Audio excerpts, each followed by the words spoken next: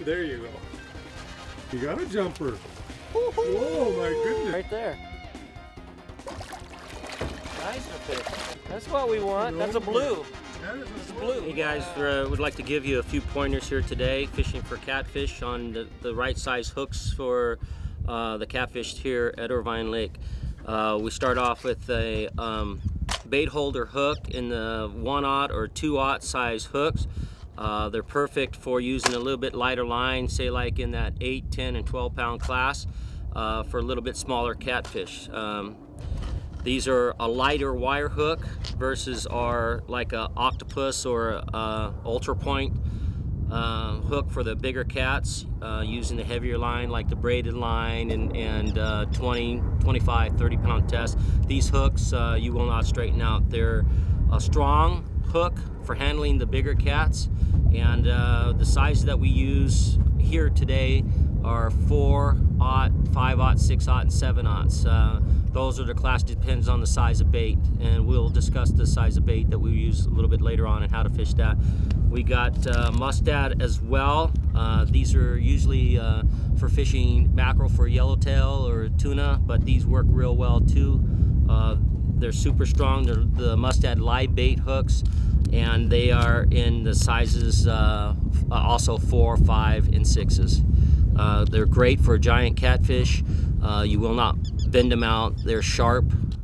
Folks, there's a couple of different styles of hooks on the markets. People are catching on the circle hooks versus the J hooks.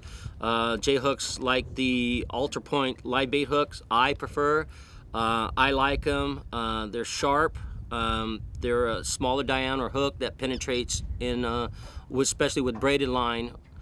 They penetrate with less effort. The circle hooks are nice to use as well.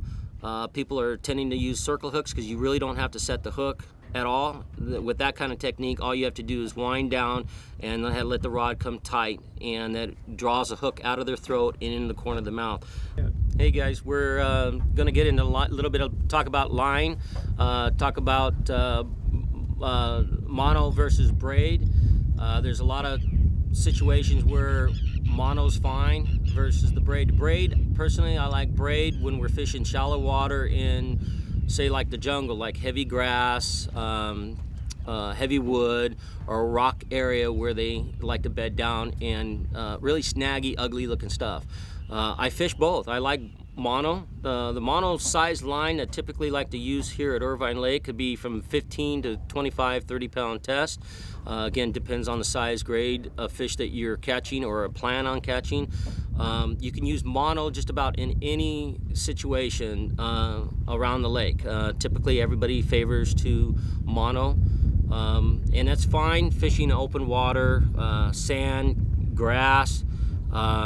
But when you're fishing in heavy, snarly, snaggy looking stuff, that's heavy grass, which we should have to start to grow now all the way through summer.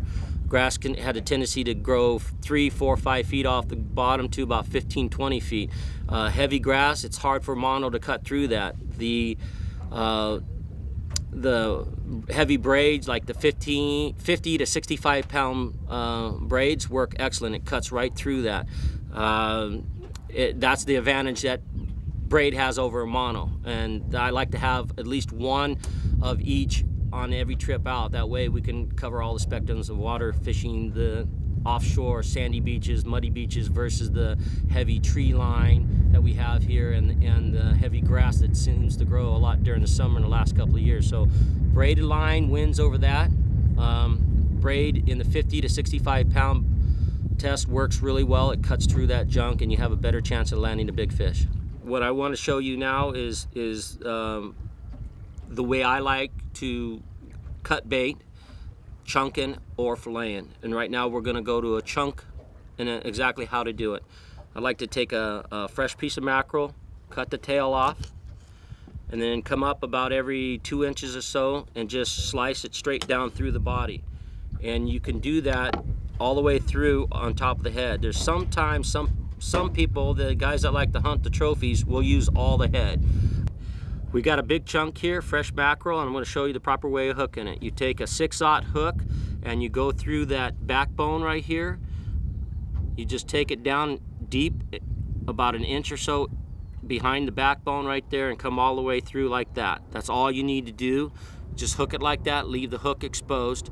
That way you can, when you're casting, even on a piece that's been sitting out a while, that's all defrosted and it's soft bait in the sun, all you have to do is just hook it through that part of the backbone there, and it will stay that way. It won't tear when you're casting. Okay guys, so again, the last thing that you want to do here is after you cut your chunk and put your hook in there is don't be shy on the Catfish fish attractant. All you have to do is just pour that on, coat it on real good, all over the pores of the fish. Just coat it on like that. Rub it in. Again, that'd be the last thing you do before casting it out and hopefully catching a giant trophy cat. Okay, we already demonstrated, folks, on how to cut your chunk bait. Now we're going to go into a fillet. You take a whole fillet, even if it's a smaller mackerel like this one, or you can use up to 2-pound mackerel for a fillet.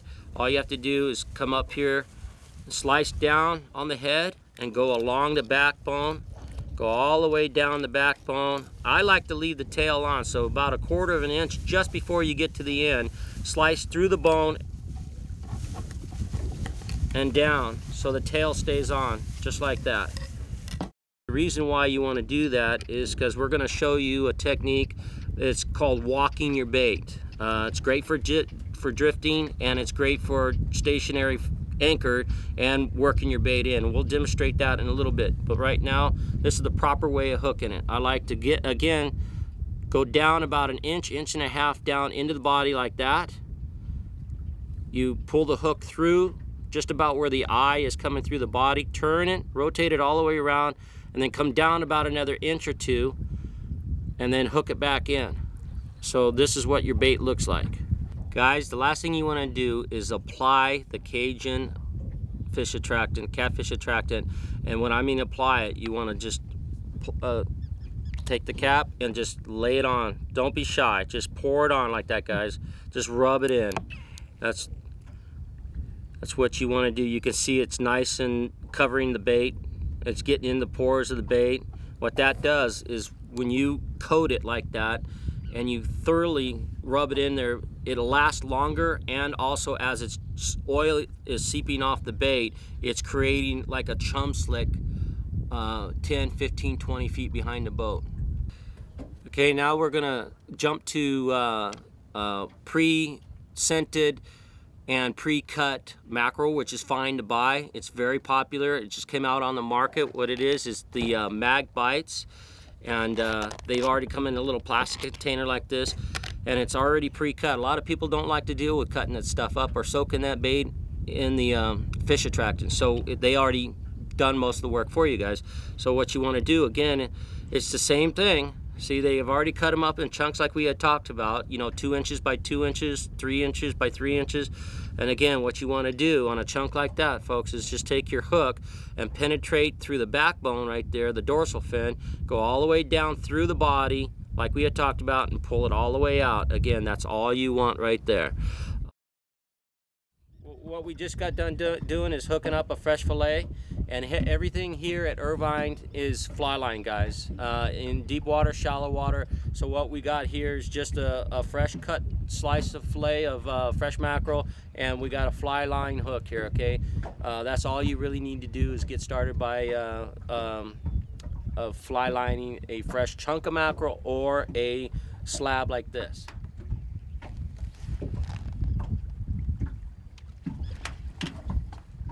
What I just did is just now I'm fly lining. I just cast a fresh slab of mackerel out. I'm letting it sink. There's a lot of times that you can, with a slab, you can get bit on the sink, whether you're in 10 feet of water or 50 feet of water. The reason why sometimes that works is because it's just fluttering down slowly versus a big chunk. You can catch fish both ways. When I'm going to show you a technique that I like here. It's called walking a bait, and you can do it chunking or you can do it with a slab like we just cast it out. Well, it's really simple. All you have to do is after it hits the bottom, just push your take the reel out of gear, and you're going to be thumbing the bait. All you want to do is just thumb the bait. And it's a lot of patience. It's just called stitching in the bass fishing industry. All it is stitching. You're doing the same thing with a chunk bait or slab of mackerel as you would do with a Carolina rig or a plastic worm. All you're doing is just walking the bait. You're just inching it on the bottom. And you're doing it 2, 3, 5, 6 inches at a time. All you're doing is thumbing it.